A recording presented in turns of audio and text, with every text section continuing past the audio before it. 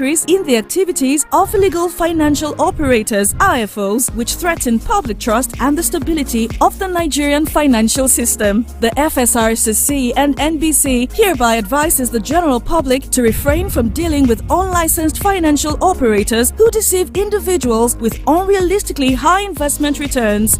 Make sure to verify the licensing status of such companies and schemes on this website. To report any suspicions of illicit financial activities, call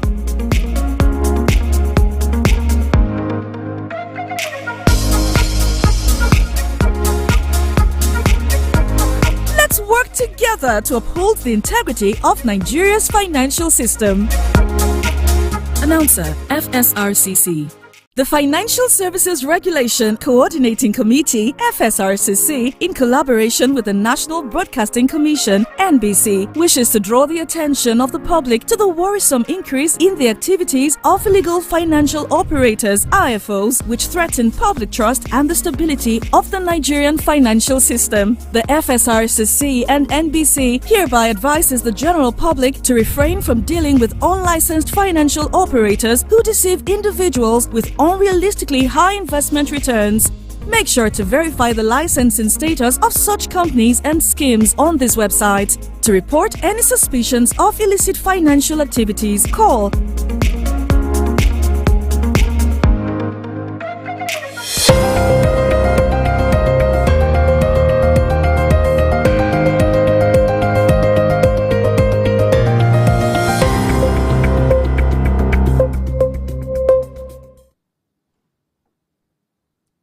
Welcome to the broadcast of news on the hour on Som TV, the pulse of the nation. I am Wasasalma Sanfoboyi on the news. Mojisola Meranda resigns as Lagos Speaker. Joyinu community cries out for government intervention over electricity crisis. Rivers Assembly gives Governor Fubara 48-hour ultimatum to present 2025 budget. Now the news in full. Mojisola Meranda resigns as Lagos Speaker. In a shocking turn of events, Mojisola Meranda has stepped down as the Speaker of the Lagos State House of Assembly, effective immediately.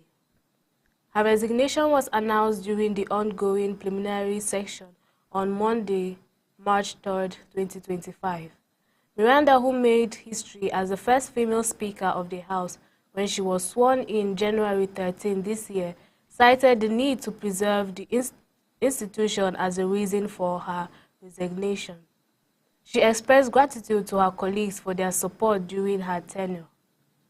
Lawmakers praised Meranda's leadership, with Desmond Olushola Elliott thanking her for leading the House with grace and efficiency. Temitope Adewale also commended her contributions, calling her a heroine of democracy. Following her resignation, the House has commenced the process of electing a new Speaker and Deputy Speaker. In a surprising twist, Meranda has been re-elected as the Deputy Speaker, while Obasa has returned as the Lagos Assembly Speaker. Conference promotes accountability and good governance in Taraba State. A recent conference in Taraba State brought together local government council officials, stakeholders, traditional rulers, and experts in governance to promote transparency, accountability, and effective governance. The event emphasized the need for local government to meet and exceed citizens' expectations, ensuring fair resource allocation and cost-effective service delivery.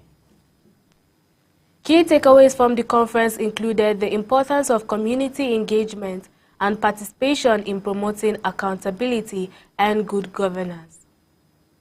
Participants stressed the need for local government officials to engage with the community, listen to concerns, and respond to needs. Transparency and accountability in decision-making, financial management, and service delivery were also highlighted as essential.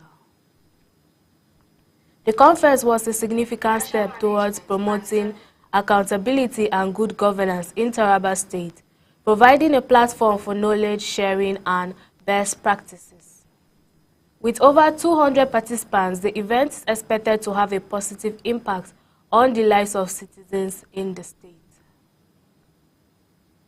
Some TV correspondent files in the report. Accountability and Good Governance was recently held in Taraba State, making a significant step toward promoting transparent and effective governance at the local level.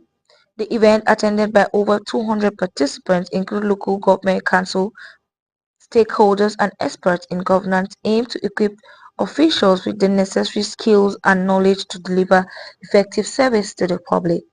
Key takeaway from the conference emphasized the importance of community engagement and participation in promoting accountability and good governance. Participants stressed the need for local government officials to engage with the community, listen to their concern, and respond to their need. These, they noted, will foster trust and collaboration between the government and the people, ultimately leading to a better service delivery and improved livelihood. Additionally, the conference highlighted the importance of transparency and accountability in the local government administration, emphasizing the need for officials to be transparent in their decision-making processes, financial management, and service delivery. Experts noted transparency and accountability are essential for preventing corruption, promoting effective use of resources, and ensuring that government policies and programs are effective and responsive to the needs of the people. Experts also noted the good local governance is essential for promoting economic development, improving public services, and enhancing the overall quality of life for citizens. As Taraba State continues to strive for economic development and improve public services, the importance of accountability and good governance cannot be overstated. The conference was a timely reminder to the need for local government officials to be transparent, accountable, and responsive to the need of the public. The conference was organized by the Taraba State Local Government Service Commission in collaboration with the state government and other stakeholders. It is expected to have a positive impact on the lives of the citizens in the state and to contribute to the overall development of Taraba State. Teresa Ayuba reporting for Som TV. Joroinu community cries out for government intervention over electricity crisis. Residents of Joroinu in Jalingo local government area of Taraba State are appealing to the state government to intervene in their prolonged struggle for reliable electricity. The community has been plagued by darkness for months, devastating the local economy and forcing residents to rely on expensive and hazardous alternative lighting sources. In a recent development, General T.Y. Danjuma donated a brand new transformer to the community. However, the community is still waiting for the state government to install the transformer.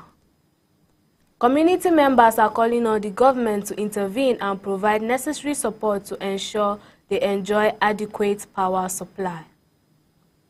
With the donation of the transformer, residents are hopeful that the state government will take immediate action to address their plight and reduce the security situation in their community.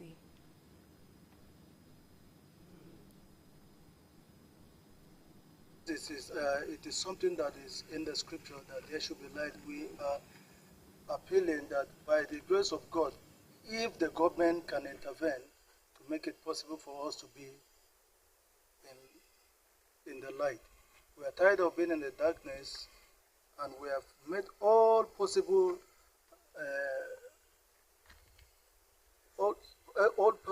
effort. This like that this issue is brought to rest. We felt we should let them know about our challenges, since it's also going to pose a security threat if we're in complete darkness. So precisely in July 2023, in fact we started the move in May. So by July 2023 we were able to draft a letter forwarded to the company for onward submission to their headquarters, whether they can do us a favor with a transformer. In less than 2-3 months, the company obliged, and they gave us a 500 kVA brand new generator, a transformer, Astor to be precise, brand new, through the benevolence of our philanthropic general, TY. So the transformer came precisely, we received the transformer on 25th December 2023. So by January, we wrote a letter. All the correspondence are in my file, are in the files of the secretary. We wrote a letter to Yola Electricity Distribution Company. In fact, the first time we visited them in their office here, the Jalingo marketing unit, and told them about the transformer we got, whether they will install it for us so that we'll have lights. They referred us to a contractor. So when we went to the contractor, the man said we are going to raise, we met about 3 contractors. They said we are going to raise about, one said 3.68, another one said 3.9, another one said over 4 million. These are the 3 figures we had. That was at January 2023, before the transformer will be installed. So the first question we asked was, we have a transformer given to us. So is it we again that will install the transformer? Then Power Holding will just come and collect money from us. We thought everything will be done. In fact, I even gave them an example. I said, the network we use, did we buy mass for MTN? Did we buy generator? Did we buy fuel for them? They made available all these things. We just subscribe and we pay them. So why are you asking us to do everything? We thought, since the transformer has come, it's going to even be a reduction of labor for them to just install for us, and they start collecting them. They insisted that we must do all those things. And as you can see, this is an emerging community, only 4, 5, 6, or 10 houses. How can we raise about 4 million naira to be able to install this generator? So when we told them, they said there is nothing they were going to do. So again, around the last quarter of 2024, they sent people from Yola to come and do a survey. So when they came, we thought it is all over. We were going to do the installation. They took us around, saw so many places, and they still told us the same thing. Rivers Assembly gives Governor Fubara 48-hour ultimatum to present 2025 budget.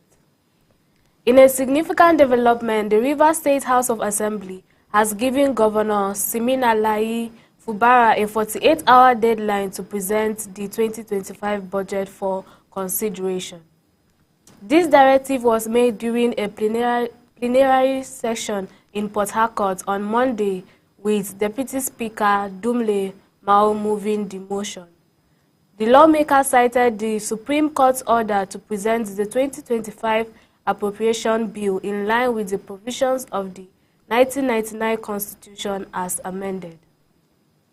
Governor Fubara had previously signed a 1.1 trillion naira 2025 budget into law on January 2nd, after presenting it to the Victor Okojumbo-led lawmakers. However, the Supreme Court's recent ruling ordered Martin Amiwule and his group of lawmakers to resume sitting as legitimate members of the Rivers State House of Assembly. This development has added a new layer of complexity to the political landscape in Rivers State. In his remarks, Speaker Martin Amiwule condemned Governor Fubara's directive to local government and administration heads to take charge of the councils, citing illegality and contradiction to the Supreme Court's decision. The House also resolved to go on recess by Friday, citing non-stop work for the past 2 years. Interestingly, there was no mention of the 2024 budget during the plenary session. Taraba State Cattle Recovery Committee recovers 222 livestock, returns 198 to owners. The Taraba State Cattle and Livestock Recovery Committee has recovered 222 rustled cows through joint operations with security agencies across the state and neighboring Plateau and Nasarawa states. Following a rigorous verification process, 198 of the recovered cattle have been returned to their rightful owners upon presentation of ownership. The initiative, spearheaded by the Taraba State government, aims to curb cattle rustling, enhance security, and ensure transparency in the recovery and return of stolen livestock. The committee, chaired by Aminu Hassan, who also leads the Association of Local Governments of Nigeria, ALGON, in Taraba, and the Jalingo Local Government Council, has been particularly active in Adokola local government area. Hassan encouraged individuals with missing livestock to come forward with valid proof of ownership as efforts to reunite recovered animals with their owners continue. Meanwhile, the chairman of the Miyetti Allah Cattle Breeders Association in Taraba, Yo Ibrahim, praised the government's intervention, describing it as a vital step towards preventing conflict and fostering peaceful coexistence between communities. As of the time of this report, 24 cows and 59 sheep recovered by the committee remain unclaimed. Taraba State to name Wukari General Hospital after Chief David Kente. Wukari, March 3, 2025. Governor Agbukefas of Taraba State has announced plans to establish a new general hospital in Wukari, which will be named after Chief David Kente in recognition of his contributions to society. Kefas made the announcement during a Thanksgiving service celebrating Kente's 60th birthday at the Christian Reformed Church of Nigeria, CRCN, in Wukari. The governor appealed to Kente, a retired director of finance at the National Assembly, to either donate or offer at a subsidized rate a parcel of land deemed suitable for the hospital project. He praised Kente as a philanthropist who has positively impacted many lives within and beyond the state. Encouraging Kente to continue mentoring the younger generation, Kefas emphasized the importance of leaving a lasting legacy, noting that good people preserve good inheritance for their children. Meanwhile, His Majesty Chief Sophia Amadu, the Chief of Takum, commended Kente for his humanitarian efforts and wished him continued prosperity. In his remarks, Chief Kente expressed gratitude to God for sustaining him to the age of 60 and thanked the governor and other dignitaries for honoring him. He reaffirmed his commitment to serving humanity. In a further display of his philanthropy, Kente recently facilitated the release of 50 inmates from the Wukari Correctional Center, covering their transportation costs upon release. Kumbo community celebrates Honorable Nicodemus Ali Iki's appointment as Special Advisor on Industrialization. Donga, Taraba State on March 3, 2025, jubilation has erupted in Kumbo community, Gidin Dutse ward of Donga local government area, as residents celebrate the appointment of Honorable Nicodemus Ali Iki, popularly known as Emokene, as the Special Advisor on Industrialization to Governor Agbukefas of Taraba State. Honorable Iki's appointment is seen as a recognition of his leadership, dedication, and commitment to the development of Taraba State. Residents of his home community gathered in large numbers to express their appreciation, describing the move as well-deserved, given his wealth of experience and visionary leadership. This appointment is a testament to Honorable Nicodemus Ali Iki's tireless service to the people of Taraba State, said a community leader. We are confident that he will use his expertise to drive industrialization and economic growth in our state. As Special Advisor on Industrialization, Honorable Iki is expected to work closely with the governor and key stakeholders to implement policies that will boost economic development and create opportunities for the people of Taraba. Community leaders also extended their gratitude to Governor Kefas for recognizing Honorable Iki's potential. UMCN provides relief to victims of Munga Doso crisis and drought-affected communities. The United Church in Nigeria, UMCN, has extended humanitarian aid to communities affected by crisis, distributing relief materials and financial support to victims of the Mungu Doso church attack, and providing food assistance to drought-stricken families across northern Nigeria. Leading the intervention, Bishop and the Emmanuel, accompanied by the United Methodist Committee on Relief, visited Mungadoso in Karim local government area of Taraba State to provide aid to families affected by the December 15, 2024 attack on the BWOI United Methodist Church in Bunkabu village. The attack, allegedly carried out by assailants linked to the Global Methodist Church in Nigeria, claimed the life of 27-year-old Masovi Fliga and left 10 others wounded. Bishop Emmanuel, speaking on behalf of the church, expressed condolences to the families of the deceased, including the late Elisha Masoyi and 2 young children who also lost their lives. In this time of sorrow, I have witnessed a remarkable spirit of unity and resilience within this community. It brings me great joy to distribute these relief materials and financial support to affected families and all members of the community, regardless of their denomination or religion, to assist them in rebuilding their homes, he stated. He extended gratitude to United Methodists worldwide for their donations, emphasizing that the assistance not only provides material relief, but also offers hope to the affected families. Bishop Emmanuel also urged security agencies to take swift action in identifying and prosecuting those responsible for the attack. It is crucial that justice is served to restore faith in the safety and sanctity of our places of worship, he stated.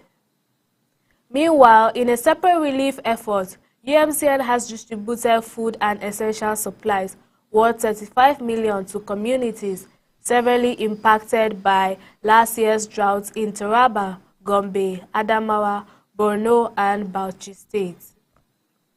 The relief, also funded by UMCOR, included rice, maize, beans, palm oil, seasoning cubes, and clothing, ensuring immediate assistance to families suffering from acute food shortages. Reverend Yahuza, District Superintendent of Babu District, emphasized the significance of the intervention, stating, "This relief has given hope to many struggling to find food. We sincerely appreciate UMCOR for their generosity and for standing with us during these difficult times." Similarly, Reverend Ilya Elisha, District Superintendent of Haske District, noted that the relief effort had saved many from starvation.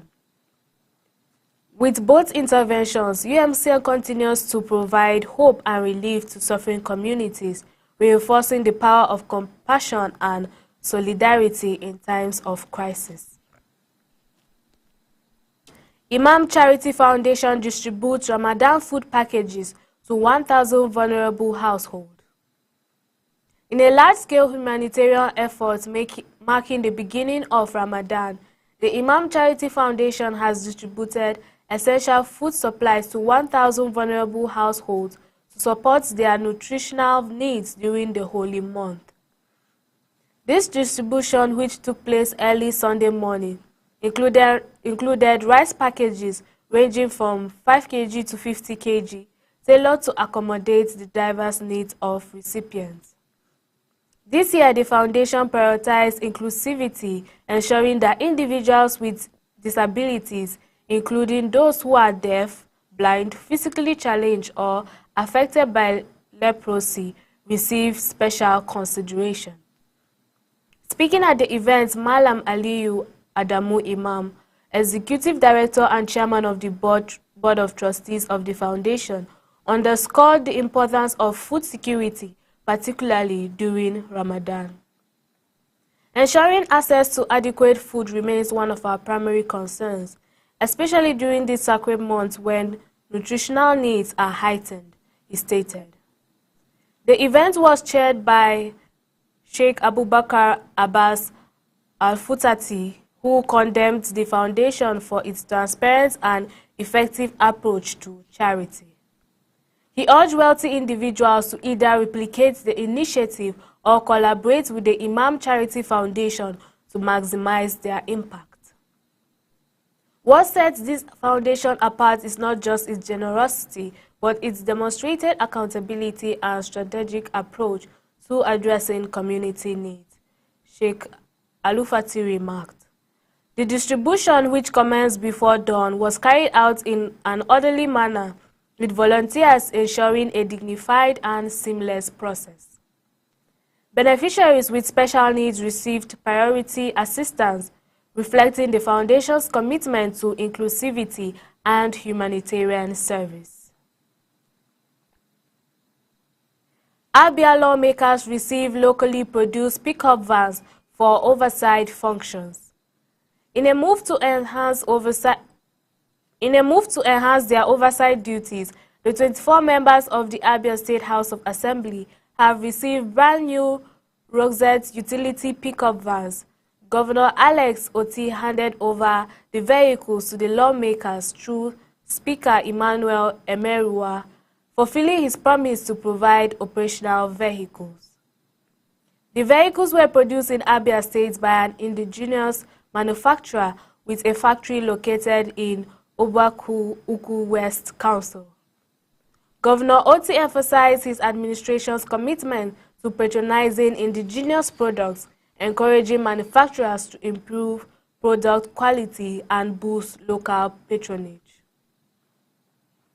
This initiative is part of Oti's policy to support local businesses, promoting economic growth and development in Abia State. The governor also revealed plans to establish an export growth lab in partnership with the United Nations Development Programme (UNDP) to further support indigenous manufacturers. NDLEA arrests wanted drug baron after 17-year manhunt. The National Drug Law Enforcement Agency (NDLEA) has announced the arrest of a wanted drug baron, Ogbonnaya Kevin Jeff, after a 17-year manhunt. According to the NDLEA chairman, Brigadier General Muhammad Buba Marwa, Jeff was arrested at his hideout in Ojo area of Lagos. Marwa revealed that Jeff is the leader of an international drug trafficking organization responsible for smuggling narcotics in South Korea. He has been under NDLEA investigation and was found to have laundered drugs proceeds through the importation of electronics and other goods. The NDLEA boss stated that Jeff's arrest brings to an end his reign of hiding in the dark to ship illicit drugs worth billions of naira across the world. He commended the operatives of the NDLEA Special Operations Unit for their efforts in tracking down Jeff. Jeff's arrest was made possible through a collaborative effort with the National Intelligence Service of South Korea and Interpol. He is currently wanted in South Korea for multiple drug trafficking offenses and is subject to an Interpol red notice. Truck drivers protest in Plateau over killings in Southeast. Truck owners and drivers under the National Union of Road Transport Workers, Plateau State Council, have protested over the incessant killings of drivers and destruction of trucks in the southeast region of Nigeria.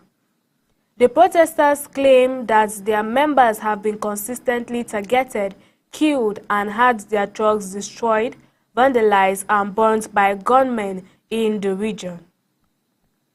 The protest, which took place at the branch office in Laranto, Katako area of Jos North local government area of Plateau State, saw drivers displaying placards with their different inscriptions to drive home their messages. The protesters are calling for intervention and prosecution of perpetrators of the attacks to avoid boycott of the transportation of goods to that part of the country. Some of the communities and routes identified as dangerous axes include Enugu en route to Lobanta to Okigwe, and Okigwe to Umahia in Abia State. The treasurer of the union, Bulus Andrawus, lamented the ordeal the drivers always experience while plying the route from the northern part of Nigeria to Port Harcourt in Rivers State. A truck driver, Lawan Shaibu, recounted his terrifying experience, stating that some of his trucks were attacked while conveying goods to the eastern part of the country. He described how drivers were beaten, trucks were destroyed, and goods were stolen.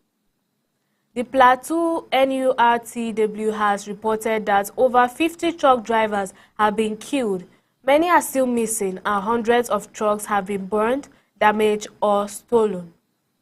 The union is calling on the federal government to take drastic measures to put an end to these senseless killings and destruction. The protesters are threatening to boycott the transportation of goods to the southeast if the attacks continue. They are urging the government to conduct thorough investigation, identify those responsible for these heinous crimes, and prosecute them. That is the end of News at 10 a.m. for today. Before I go, here is a recap of the major headlines. Mojisola Miranda resigns as Lagos Speaker. Joroyinu community cries out for government intervention over electricity crisis. Rivers Assembly gives Governor Fubara 48-hour ultimatum to present 2025 budget. Some TV is a 24-hour TV station. We are live every day. You can also follow us on Facebook at Some TV and on YouTube at Super Media Television. I am Mosasao Masafoboyi. It's goodbye from me.